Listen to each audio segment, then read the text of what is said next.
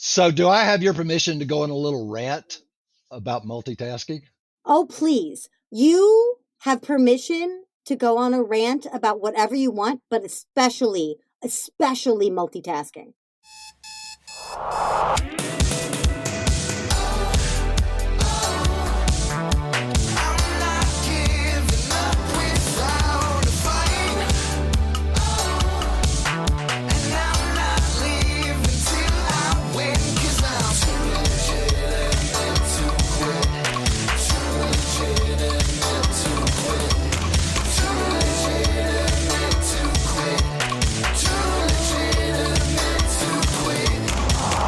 Welcome to Too Legitimate to Quit, instantly actionable small business strategies with a pop culture spin.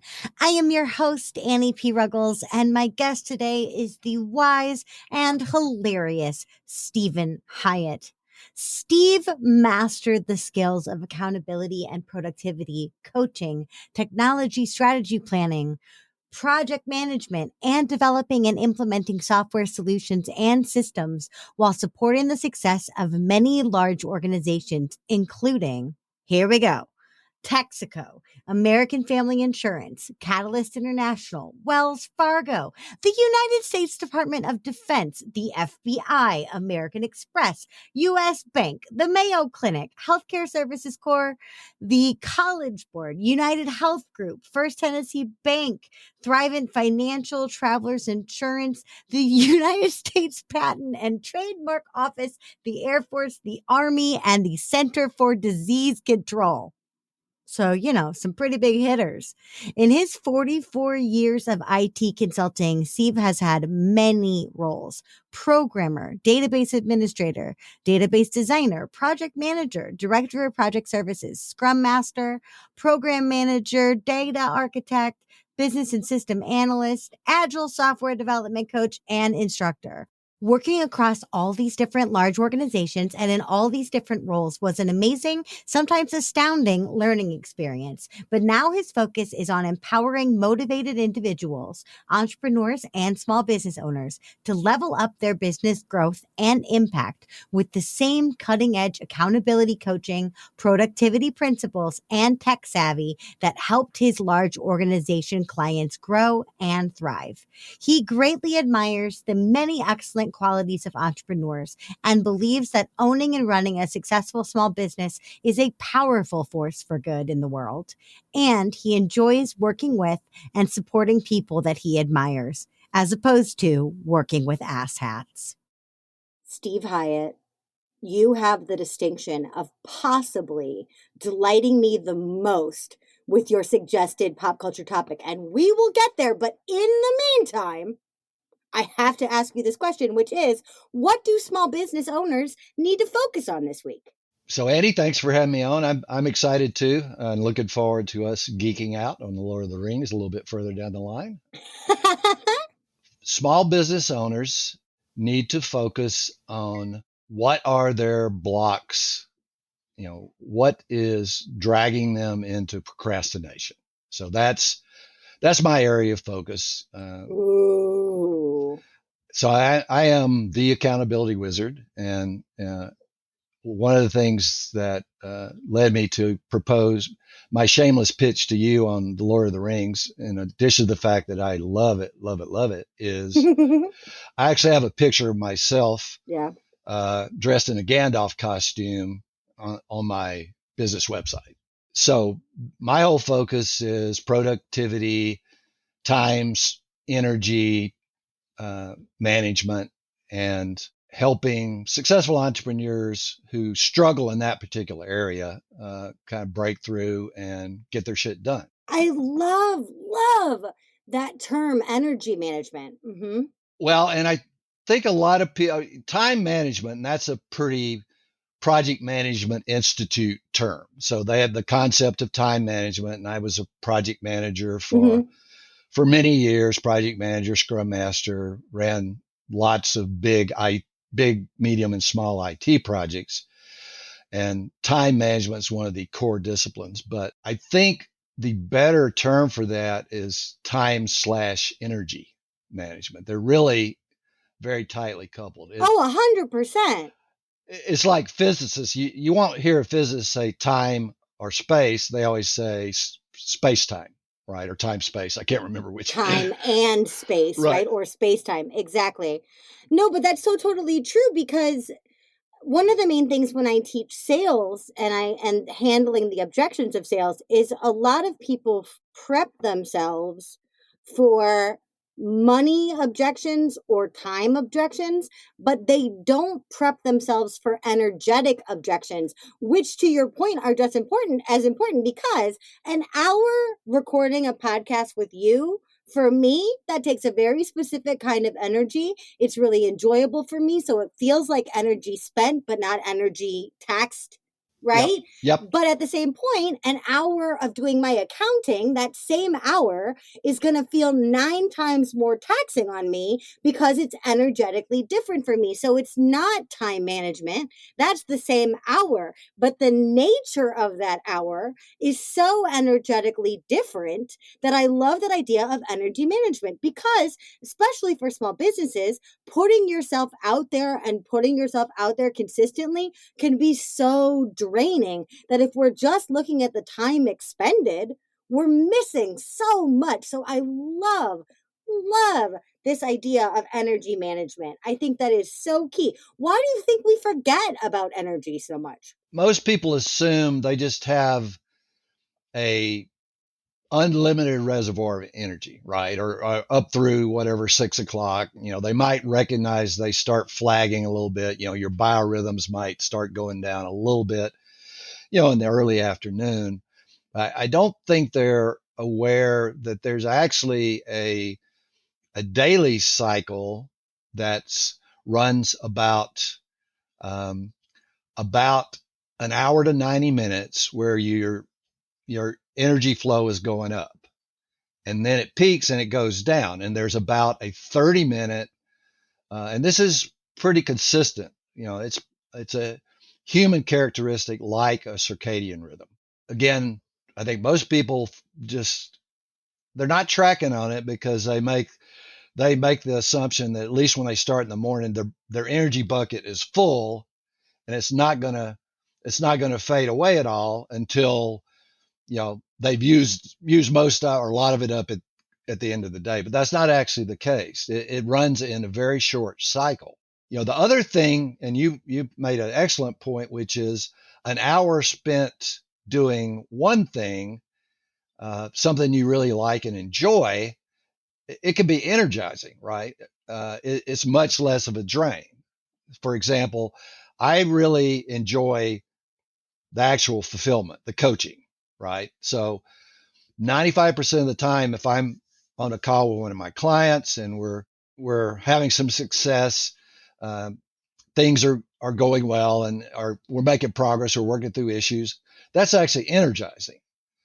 Whereas, let me pick something out of my world that's not nearly as energizing. So content development, some of that I really enjoy, but it's maybe not quite as energizing. And then some of the mechanical stuff, like, all right, say an active campaign, going in and entering in, contacts. I haven't got that flow fully automated yet. I need to gather up a lot of contacts from different email addresses. So that's something that I've got blocked out in my calendar that I keep actually pushing over to the next day, because it's not as energetically satisfying. Well, yeah, and we don't procrastinate the things we love to do. Yes.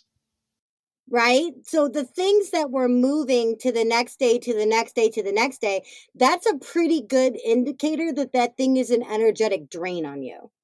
And one thing I see all the time, a lot of people in my world are trading time for money. Right. And that's fine. That's their prerogative. I traded time for money for a very, very long time. But I think for me, one of the breakdowns was that I was flat rating my hourly rate, not considering the energetic load of such a thing. Yes. Right? So I was charging the same amount for calls that I would charge for copywriting, that I would charge for staff training, where energetically, those are wholly different hours of my life. And so finally, I actually, even though I was worried about the clients getting a little confused, I had to stop and be like, this is my admin hour rate. This is my coaching hour rate. Right. And this is my writing hour rate. And they were like, oh, okay, that makes sense. Because to them, they're like different tasks, different energy. But to me, I wasn't honoring my energy in that way. What do you think? What are some of the traps you've seen when it comes to this idea of energy management, specifically for people like us who have clients that we see that we very easily could charge by the hour? Well, I think one of the areas where people fall down are, if you flip it around, one of the areas where it can really help you to home in on this and more effectively recognize that energy management is at least as important as time management is when I do my daily time blocking. And I mean, that's something I teach and I've been using for a very long time. I mean, it's kind of an alien concept for some people, or Yes. but it's very useful. But more recently, I've stepped back and said I'm going to take into account that 90 to 2 hour up period and the 30-minute down, and I actually block it out. So I now block out typically two 1 hour work sessions, right? And if it's something that's less energetic, I might actually I might not put it back to back with two things that are really energetically draining. Right. So I take into account even when I'm stacking, all right, two work sessions and then one minimum 30-minute completely disconnect recharge session, whether that's take a power nap, read a little bit in a novel, listen to Tom Petty and the Heartbreakers. Are you just naming all of my favorite things? I think we're going to align on a lot of stuff. I love Tom. I was going to say naps, novels, and Tom Petty. Bring it on. Bring that on. I am a major napper. It's the Hobbit in me. Like, if you put a soft surface near me, I will sleep. Yep. Yes, I will. But I do take a lot of naps. I take a whole lot of naps because my job is super energetically demanding. So I build in those buffers. Like you said, I love the kind of 60 on, 30 off, or 90 on, 30 off mentality, because you used this really great word before that I want to come back to, which is the idea of honoring your natural rhythm or honoring your work rhythm. And for me, that kind of 60 on, 30 off is how I work. It's how I've always functioned, right? Go hard, take a nap. Go hard, take another nap. But I know, if I'm on site at a client event or I'm working an expo or something, those are the days where I'm going to want to go home and hibernate for 3 days because they're out of my normal rhythm. So what are some of the ways that we can A, discover, and B, honor and own our work rhythm? Well, I think almost everybody, one, is recognize there is a cycle. There's a daily cycle. I think a lot of people, probably most people, naturally fall into that basic pattern that I already described, which is, anywhere from 90 minutes to, I can go 2 hours typically and still feel like I'm up. Taking into account that I don't want to do 2 hours of super draining stuff. But if one of those things, like say it's content development, then I'm rocking with that. I feel pretty good. So the next thing can be, the next hour can be something that's maybe less appealing, more draining, but it's a high priority thing. I mean, the other thing, but there's variability. Just like there's a small number of people that truly only need 5 hours of sleep a night. God bless them. whoever they are.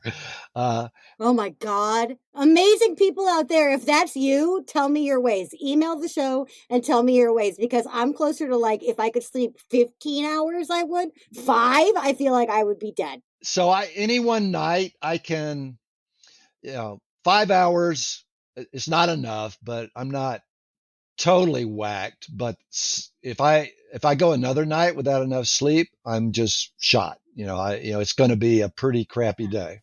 Oh yeah, it's like I have these fabulous, like once a year I'll have a really incredible, like delightfully manic evening where I'll pull an all-nighter and I'll get all this stuff done and I'll feel amazing. And then like 4 o'clock in the morning will come. Yep. And I'll be like, cool, I did it. And then I'll wake up the next day, and for the next 2 days I'll be completely dead. Yep. Not honoring my energy management. And when I first started out in IT many, many years ago as a programmer, I could get into that mode, the flow state, in the zone, and just, actually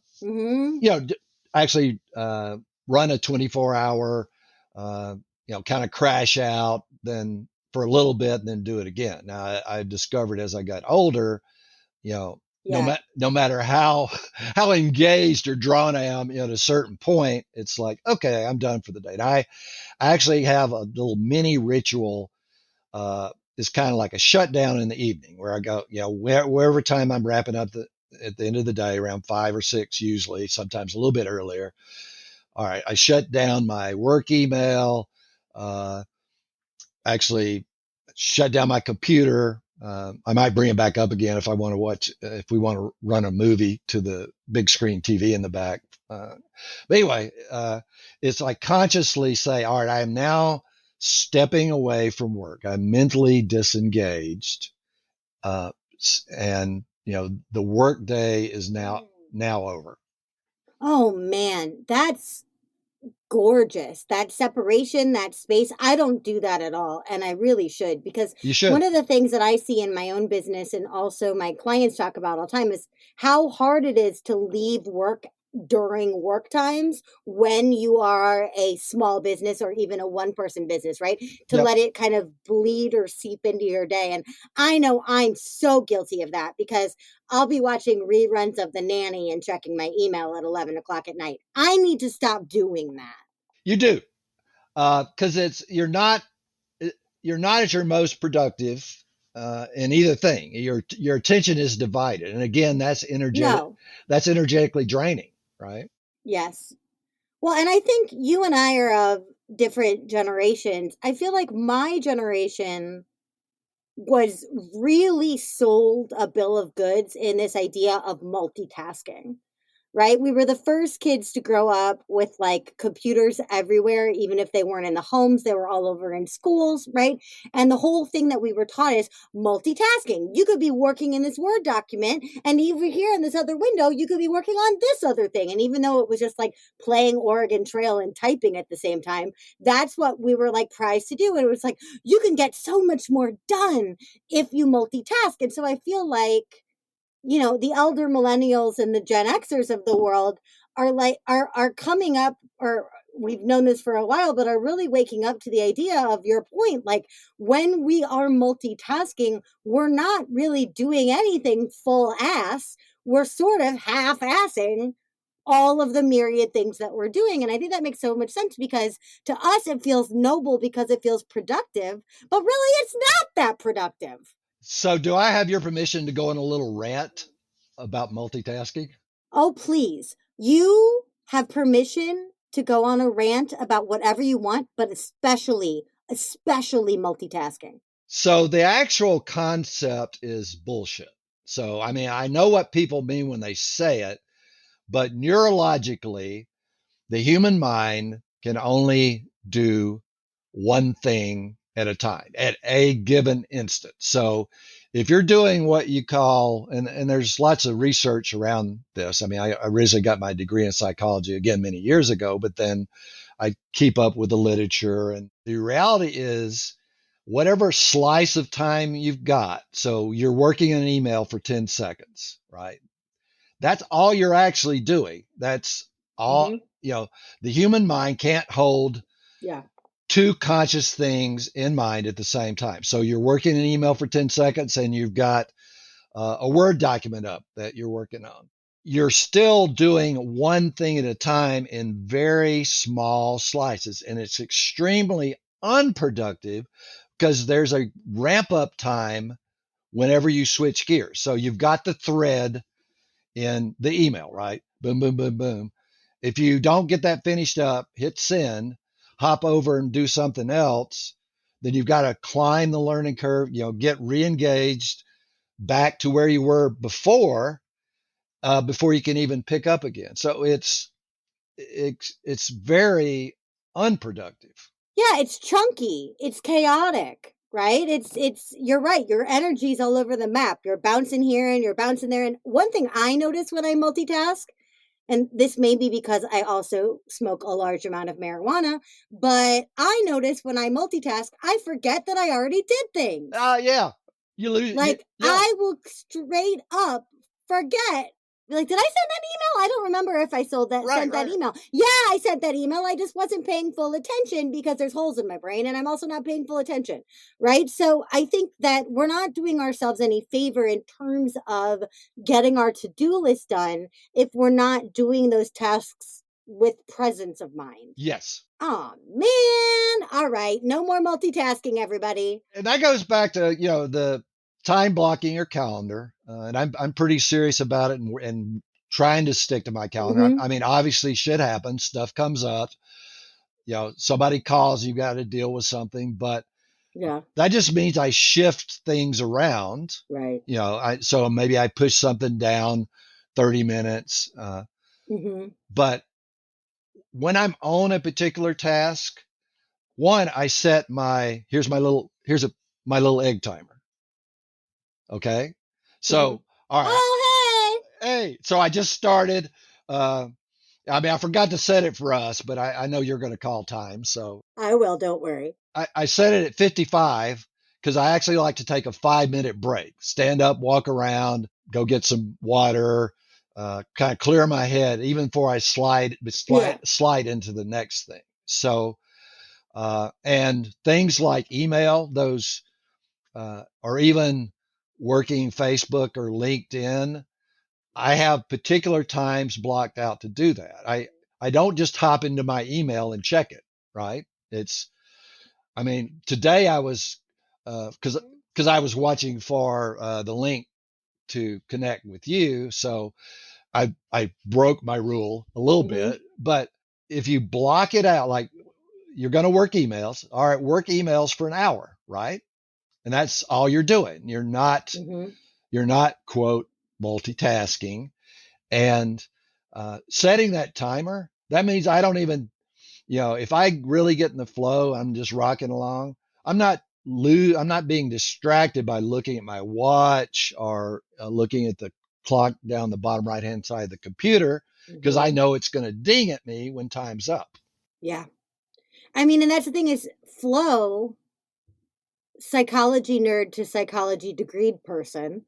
Flow, I don't think is possible if you're multitasking because you're not staying in that energy long enough to get there. Correct. So I feel like if you said the word multitasking to Dr. Csikszentmihalyi, he would probably cry. Like, that's not advantageous to a flow state. And for people that don't necessarily experience flow that often, at least they can get that feeling of that peak creative engagement or that peak energy usage where you're really doing stuff beautifully and efficiently and it's humming right along. And of course, now that we're talking about it, of course I can't get into flow if I'm bopping over here and I'm bopping over there and I'm bopping over here and I'm doing this and I'm being reactive, because reactionary living or reactionary work is the enemy of flow. So yeah, we just can't do it. So that's wild. And also, y'all, if y'all haven't read Flow, I highly, highly, highly, highly, highly, highly recommend it. Yep. Excellent book. Oh yeah. So real quick, you were talking about flow. Well, another book that on a similar subject, Cal Newport's Deep Work. If you haven't read that, it's very good. But yes, I love Cal Newport. Yay! So he makes the point. Obviously, I can't do him full justice, just off the top of my head. But one of the points he make, and he is similar to what you said, which is especially more recent generations, they've been trained to be distracted. Yeah. Right. That's just the way things are. You're walking down the street, working your cell phone, or, you're every 5 minutes you jump in your emails. Yeah. But that's not the only way to think and live. And if you take the idea of, he actually draws a distinction between deep work and shallow work, right? So deep work is where you're engaging your most creative, critical, analytical self, and that needs to be done in solid chunks, like an hour. I mean, you can't really get into the deep work in 10 minutes, right? And then again, I mean, the same principle. That's what you're right. You can't jump a chasm in 2 small bursts. Yeah. And that's what you do. All right. So, for the next hour, I'm going to focus completely on the content development for, say, my free gift that I'm working on, right? Or I'm going to focus completely on this blog post and that doesn't mean I'm necessarily going to finish it, but I'm going to get a solid hour in and get to a good stopping point, and even maybe leave a little note to myself about stopped here. Here's the next thought. And then that also frees you up energetically because you're closing the loop. You're not trying to carry around in your mind, where did I get to? What's my next step with that? You've freed it up, and there's a time block, tomorrow to pick it back up again.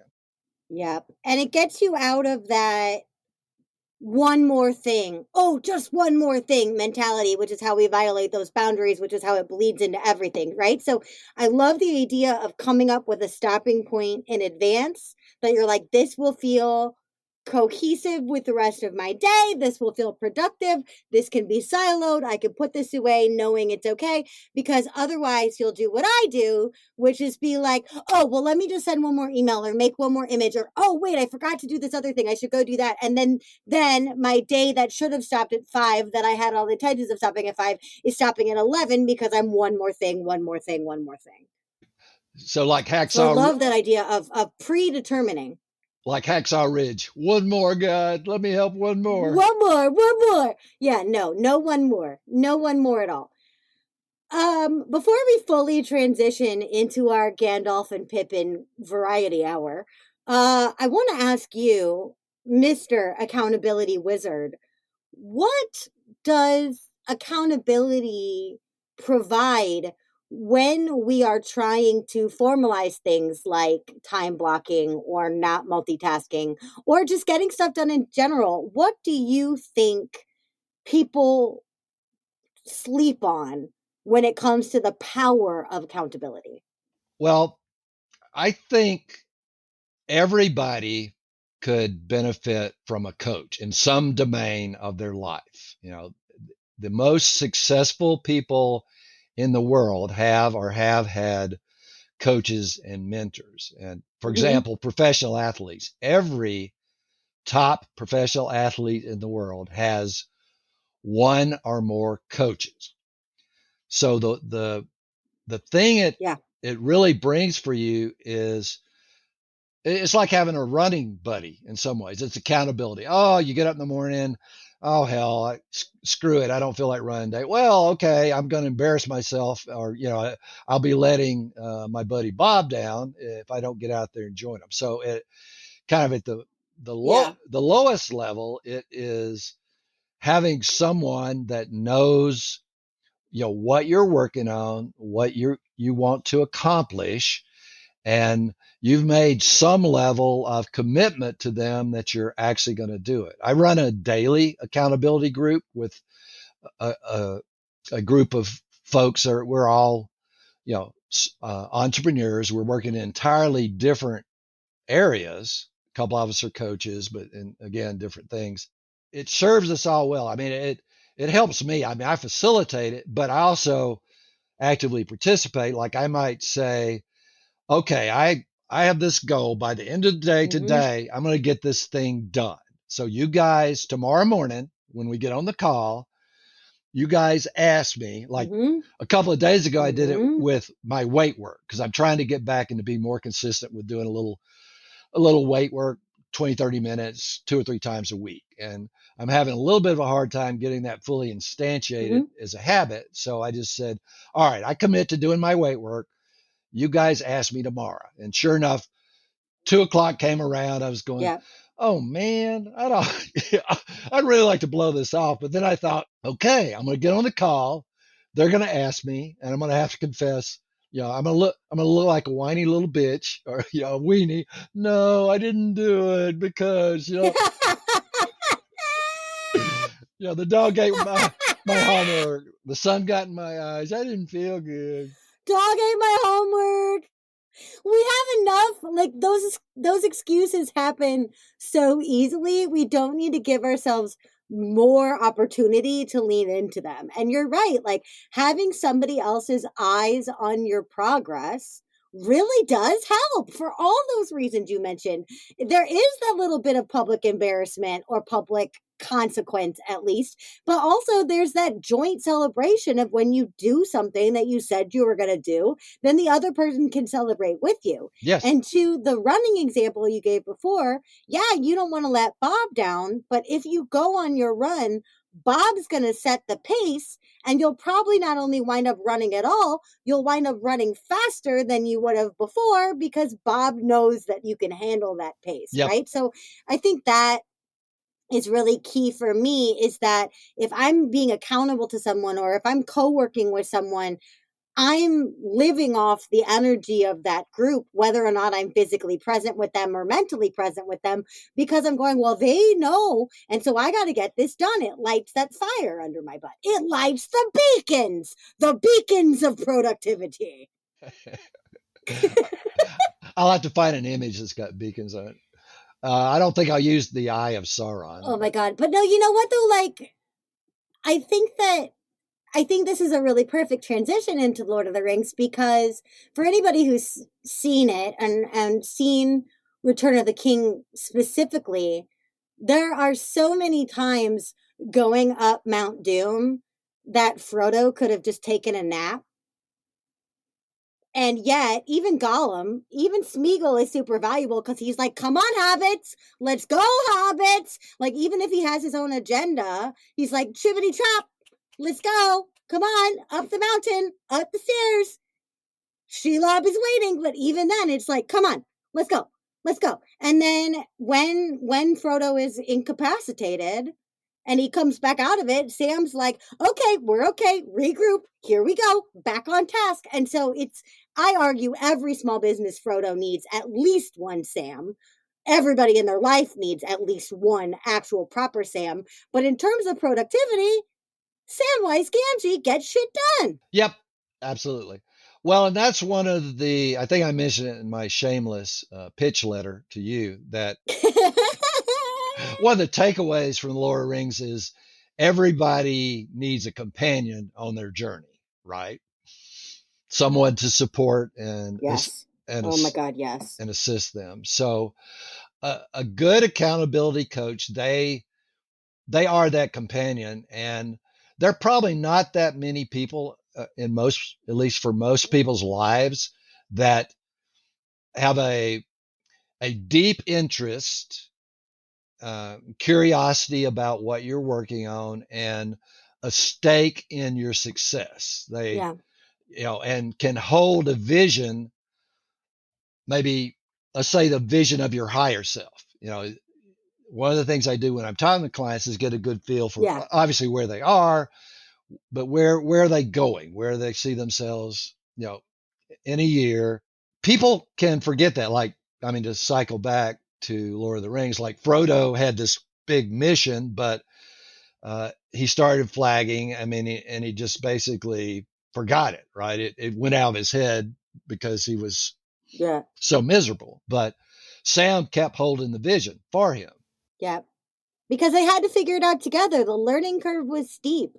That's the thing, is like Frodo's like, I don't know the way. Sam's like, I don't know the way either, but we're gonna figure it out. Here we go. And I think that's so gorgeous and telling, because I'm so lucky to have very dear friends who have been my loved ones and my family and my friends for over a decade. And so, by all rights, logically, they should have a really good understanding of what it's like for me to run my own business, except for the fact that ain't none of them self-employed. Yep.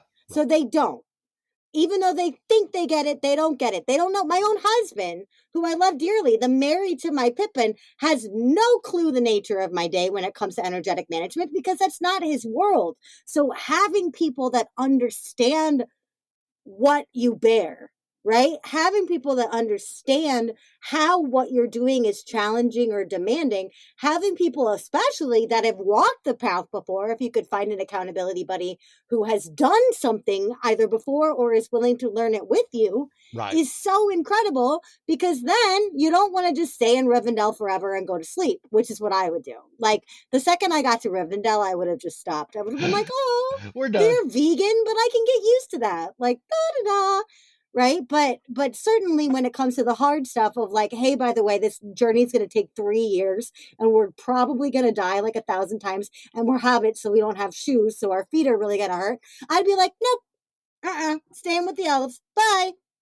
But I can't, because I'm accountable. And ain't nobody in the fellowship multitasks. Yes. Nobody multitasks. The only person that multitasks in all of the Lord of the Rings is Boromir, who tries to fight and protect the hobbits at the same time. And guess what happens? He dies. Yeah, that didn't turn out very well for him, did it? Multitasking equals death in Tolkien land.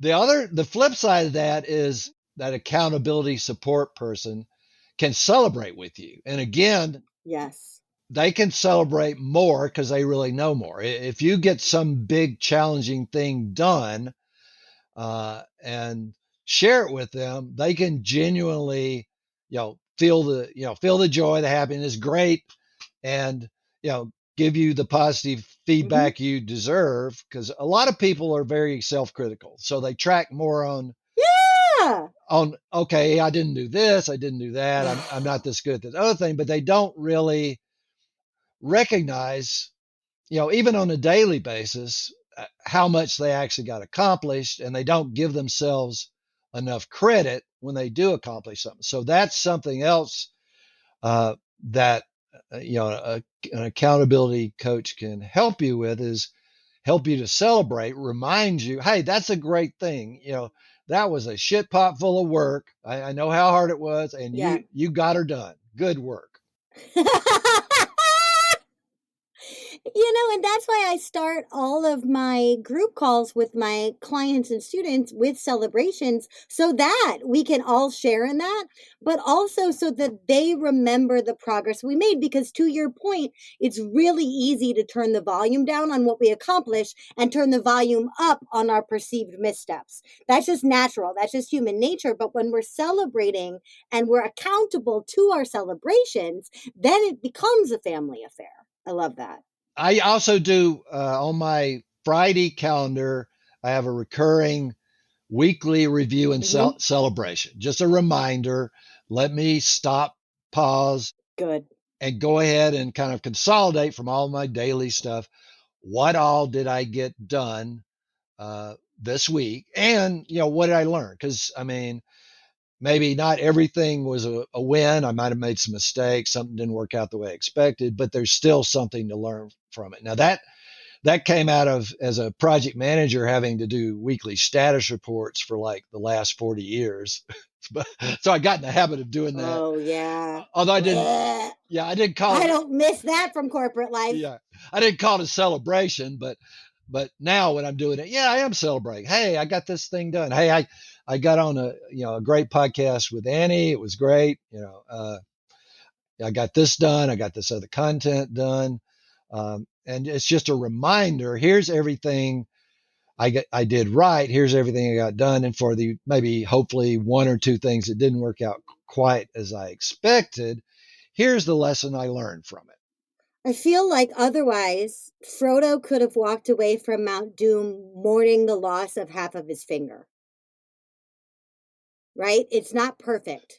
Right. The ring got destroyed, but he lost a half a finger, Well, right? And so he could have just been like, I can't believe I lost my finger.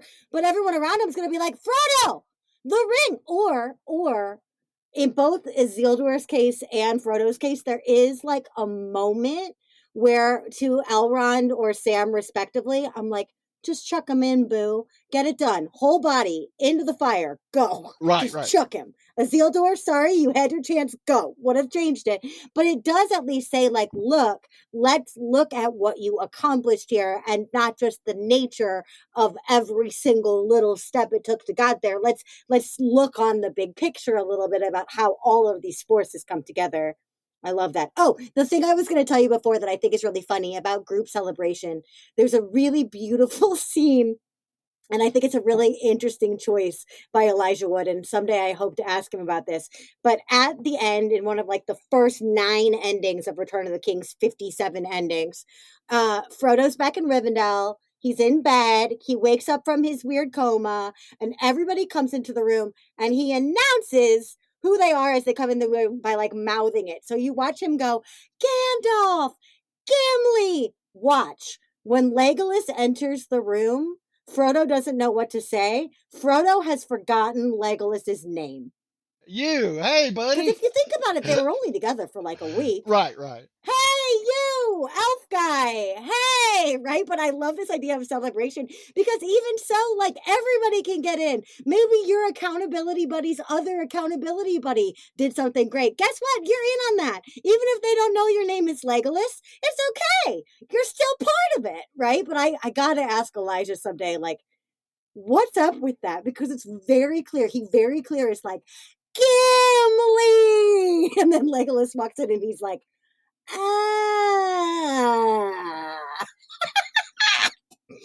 I love it. Well, but that celebration, it is infectious, and entrepreneurship is hard enough with a family. I can't imagine trying to do it all alone. Ugh.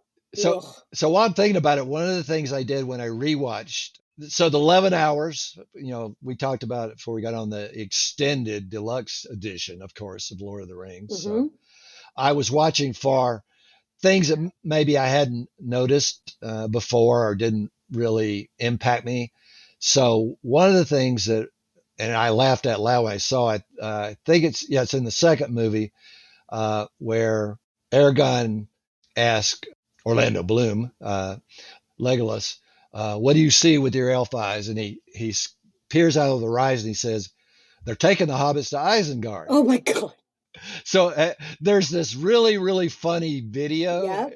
They're taking the hobbits to Isengard. They're taking the hobbits to Isengard. The hobbits to Isengard. Guard. They're taking the hobbits to Isengard. My favorite part of that is, tell me where is Gandalf, for I much desire to speak with him. Tell me where is Gandalf, for I much desire to speak with him. I love that video. I love it dearly. Well, did you see the one where Orlando Bloom does a riff on it? He's playing it, and then he's yes. On the subject of parodies, real quick, you probably. Oh my God, I love that though, because if you can't have fun with your own brand, right. Yeah, go ahead. Jack Black did a really funny, pretty naughty parody of Lord of the Rings. Also, you might want to go take a look at that. It's nasty, so you wouldn't want your kids watching over your shoulder. Did you see the Stephen Colbert Hobbit rap where he got all the hobbits to come back? I just love it. I love that the 4 of them are still close friends in real life. I love that Dominic Monaghan and Billy Boyd are best friends. Like, that just makes me extremely happy, because that's the other thing is when you work with someone, when you rely on someone, when you lean on someone, that galvanizes that relationship. So if there's someone in your industry or someone in your world, your ecosystem of business that you want to connect with on a deeper level, be accountable to them and have them be accountable to you. It bonds you. I love that. And that line specifically, what do your elf eyes see? I think is arguably the most redundant piece of copywriting ever, because he could just say, Legolas, what do you see? But instead he says, what do you see with your eyes? And specifically, what do you see with your elf eyes? We know he's an elf. We know he has eyes, Aragorn. Why can't you just say, what do you see? But, sometimes people want to overcomplicate things. I was thinking, is he reminding us that he's an elf and he has superior vision? Maybe that's. Yes. So the other line that really hit me was, well, boys, it looks like we have meat. It looks like meat's on the menu after all. Meat's back on the menu. Yeah. Oh, man. I'm pretty sure Tolkien The unsung didn't write heroes. Oh, no. Oh, absolutely not. But the unsung heroes of the whole thing are the actors who play the orcs and the Uruk-hai are so good. And I feel like they never get any of that love. But the meat's back on the menu, boys guy. There's one guy, we call him Lumpy because he like lumps down the stairs. We love Lumpy. Lumpy is a hero in our little Lord of the Rings family because he's just so distinct and he's doing such a good job and just lumping along, right? Lumpy's got his own share. He might not be the fastest, but he's going to try to kill somebody today. Dang it. And I love that. Another interesting thing about accountability, and I'm biased on this because I am very Pippin to the core, but I think a great lesson for accountability and pacing and blocking your day is the Council of Ents with Pippin and Merry, because Treebeard is taking his time. Home. And meanwhile, they're like, Isengard is right there, guys. Come on. So Pippin and Merry are like, pick up the pace. And meanwhile, the Ents are like, let's have long discussions. And I feel like we can all get stuck there. We can all get stuck in that over processing, taking too much time thing, which is when, back to the Bob and running example, Bob could be like, Steve, you're faster than this. Pick up the freaking pace, please. I'm bored. What's going on? Similarly, dude? Pippin and Merry could be like, Treebeard, you're about to be on fire. Come on. Let's don't be hasty. Don't be hasty. And also, if a hobbit who is perma-stoned is going to tell you to hurry up, you should probably listen. Right. You should probably pay attention. If the stoner is telling you to hurry up, then hurry it up. What else, Steve? What haven't I asked you about this joint love of ours with Lord of the Rings, with accountability, with timing, with energy management? What haven't I asked you yet? Well, we haven't told everybody that you really want to get the extended edition, because in addition to the actual movies, there's huge amount of outtakes, the making of. I mean, a lot of the unsung heroes that you talked about, you get to see them, behind the camera. So you actually get a greater appreciation of how friggin' hard it was, and an understanding of what all it took to film, especially some of the epic set piece scenes like the battle at Helm's Deep. I mean, man, that is just astounding. But also just you get to see, and I think this, speaking of Peter Jackson, this year, Peter Jackson's big Beatles documentary came out. And one of the things that people really loved about it was getting to see the fact that the Beatles, first and foremost, were friends.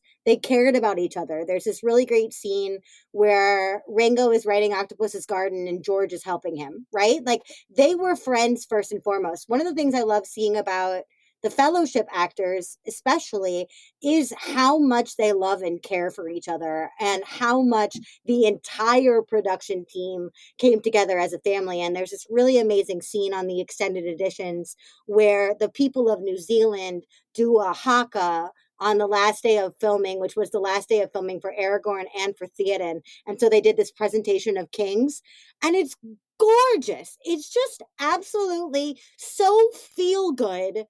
It's like Rivendell gorgeousness just all over, right? So find your people, love your people. And also, I think there's something there from a business aspect of let us see what's happening behind the curtain. If you're not showing us who you are, and if you're not showing us what's important to you, that's a missed opportunity. You don't have to open a vein, but maybe put out some special features. Maybe put out an extended edition. Well, there was something particularly I wanted to ask you, which is, so the context is, I dress up in a Gandalf costume for one picture for my website, The Accountability Wizard. I'm enjoying kind of exercising my sense of humor because I didn't always get to do it that much. Yeah. Like when in the corporate world, like the FBI, for example, doesn't have a really. Being a corporate project manager wasn't. Yeah, I was going to say they don't have a sense of humor. What? No. Imagine that. I mean, the DOD, CDC, even commercial, American Express, Texaco, Nope. Travelers. Nope. Nope. But it's actually a natural part of me, so. It feels fine for me as long as you're not faking it. You're not like going over the top. Mm-hmm. But I was interested in getting your thought. I mean, you're outgoing, you're animated. Do you, I guess, tap it down sometimes, or do you ever get negative feedback about, being your authentic self? I do get negative feedback about it now, but the people that I get it from now are not the people that I'm trying to impact anyway. So that makes it a little bit easier. I saw a really great quote. I don't know who said it, but I saw a really great quote this week that said, "The problem with conforming is that everybody likes you except you." Right. And I think that's entirely true, because when we're trying to blend in, we're trying to fit the mold. The mold is safe, but the mold is not memorable. And when it comes to branding, I think you're totally right. I think if you were not a naturally nerdy, grumpy, like, what did you call yourself in the first email you sent to me? A geezer? Like, that's fantastic. That geezer energy being part of your brand is a beautiful thing. My loud, enthusiastic Muppetness is my thing. I want people to know how excited I am to be in their presence. So I'm going to show them that. Right? But is that enthusiasm too much for some people? Sure. Do I get pushback on that sometimes? Sure, but it's authentic to me, so it's okay. If I were putting that on and got the feedback on it, I would feel even more disingenuous, right? And so I think finding an element of your personality that is pure, which for me is this kind of unbridled enthusiasm, that's what I got to lead with. Maybe I don't have to lead with the flailing. Maybe I don't have to lead with my great big Muppet eyes and screaming and swearing and doing everything else. But what I have to carry, because it's the core of who I am, is that enthusiasm forward. But yeah, it definitely is polarizing, but I think polarizing is good. Well, you're always being judged, right? I mean, people are always judging. Hey, I don't like the cut of his jib. I don't like the way he parts his hair. Or I like the cut of his jib. Yeah. So since you're always being judged, I like his hair. Yeah, right. Since you're always being judged anyway, you may as well show up as yourself, be authentic, and the people that are your natural audience, your potential customers that would be a good fit, then they're going to find you. And then the people who are turned off by you, they're not a good fit. I started working on a welcome video for my homepage, and I put it on hold but anyway, part I was saying, so you maybe wonder why I'm dressed up in a Gandalf costume. So I kind of explain it. And then I say, that some people might really like that, and other people possibly might think it's silly and unprofessional. But, I'm really not interested in working with someone if they have a stick up their butt. But I decided not necessarily to go. No, and also it helps you find people like me, right, who are enthusiastic. You sent me a proposal. I get tons of proposals. I saw your proposal and I was like, well, that's an automatic yes on 9 different fronts. If you had played it safe in that email, I wouldn't have been able to have that so strong. Whole body yes. All right, Steve, I got 2 more questions for you. And then I got to release you back to your beautiful day, because I promised you I wouldn't take more time than my time block. Number 1, you are in Rivendell and Galadriel is giving out gifts. Galadriel is going to give you something for your own quest. What present do you ask of her, and what does she actually give you? So I would ask for a pair of far-seeing glasses that is at least as good as Legolas's actual vision. I think that's a great plan. Would she give it to you, or would she give you something else? So I think she would give it to me, because I can be a charming, persuasive guy. Yeah. Yeah. I just love when Sam's like, do you have any of those pointy things? Can I have a pointy thing? My other question is, if we need your Gandalf presence in our life, which as a Pippin, like if we didn't have a Gandalf, we would basically die. So what is the best way for our listeners to get in on your Gandalf energy and start a relationship with you? So my website is theaccountabilitywizard.com, and I have blog posts, and I'm continuing to add more content there, things that I think would be useful to folks that struggle with productivity and time management and time/energy management. And then there's if you wanted to actually schedule a call with me, and I think I sent you my link to Calendly, which is my calendar scheduling. So it's basically free call where you just get on, and I provide it's a free coaching session with a focus on uh, getting a good feel. Are you a good fit for me? Am I a good fit for you? So, contrary to what some people think, you don't want everybody as a customer or client. If it's not a good fit, if I don't think, Oh, I'm going to have you back for a whole nother conversation about that.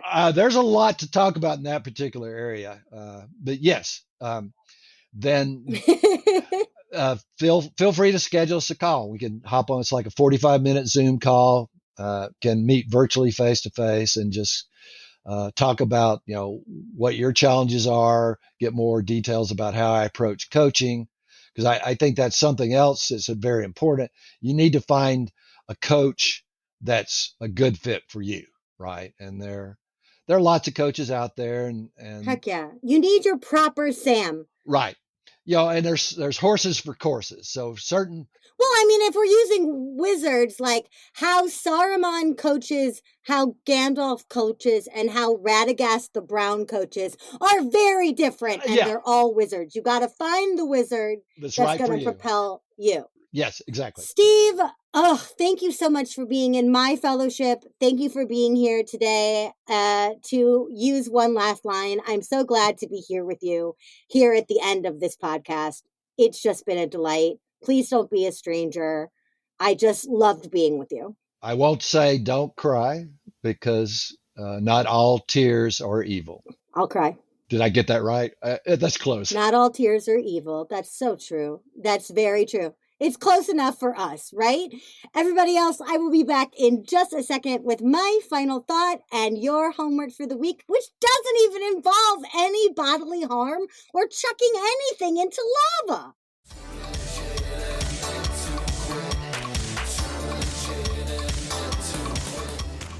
Well, hey there, listeners. So, full disclosure here, I am biased, and this homework is gonna be sappy.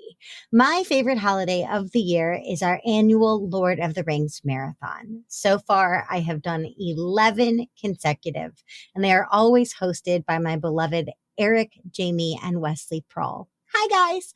I look forward to marathon all year. I go craft crazy. Gifts for everybody. This year it was Tupperware and platters. I plan my outfits months in advance. Outfits plural. Matching sweaters for my husband were the winner this year. I perfect new soup recipes, the things I can do with mushrooms in an Instapot. I can't even tell you. It is my Halloween, Christmas, Easter, and New Year's all in one day. But by the end of the 14 some hour extended edition Hobbit drama and battle scenes, the crew that gathered together so chipper and well rested in the morning is now puppy piled, like sort of on the floor, sort of on the sofa, covered in baked good crumbs and weird plastic skulls, abs sore from the birth of many new inside jokes. But all that being said, it wasn't until I actually talked to Steve about this that I realized, duh, the true value of marathon is right there in the title. It's about fellowship. It's about kindred spirits coming together to honor each other's presence through the lens of mutual fandom. It's actually a festival of love languages and carbohydrates and validation. It's proof that we belong. So your homework this week is dealer's choice, The Hobbit or Lord of the Rings, if you will. And if not, just do your homework anyway. If you do not yet have a work family fellowship of your own, your homework is to open yourself up to the idea of companionship.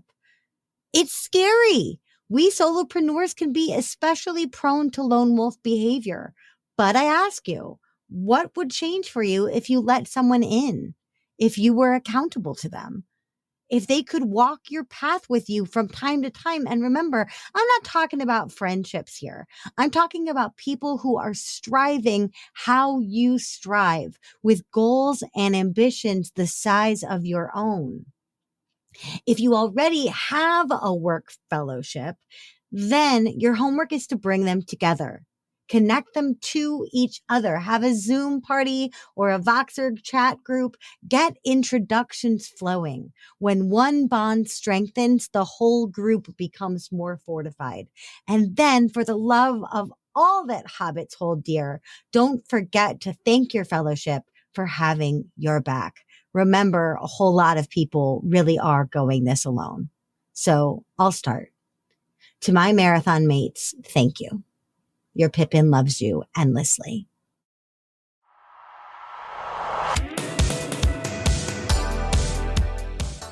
Hey, thanks for listening. Too Legitimate to Quit is brought to you by the Non-Sleazy Sales Academy and me, your host, Annie P. Ruggles. Listen, we talk a lot about marketing on this show, and that's because I fully, earnestly believe that every dime and every moment we spend marketing is totally worth it unless we turn around and sabotage ourselves at the finish by refusing to sell and sell beautifully. Why? A lot of us have a misconception of what selling actually requires of us or who it needs us to be. Please give me the opportunity to help change your mind at www.nonsleazy.com. That's NONSLEAZY.com. Big shout out to the fabulous dudes who helped make this show what it is. My producer and editor, Andrew Sims of Hypable Impact, my composer, Riley Herbastio, and my show artist, Francois Vigneault. They're all fabulous, and I'd be glad to introduce you. Until next week, just do your best, and remember, you're too legitimate to quit.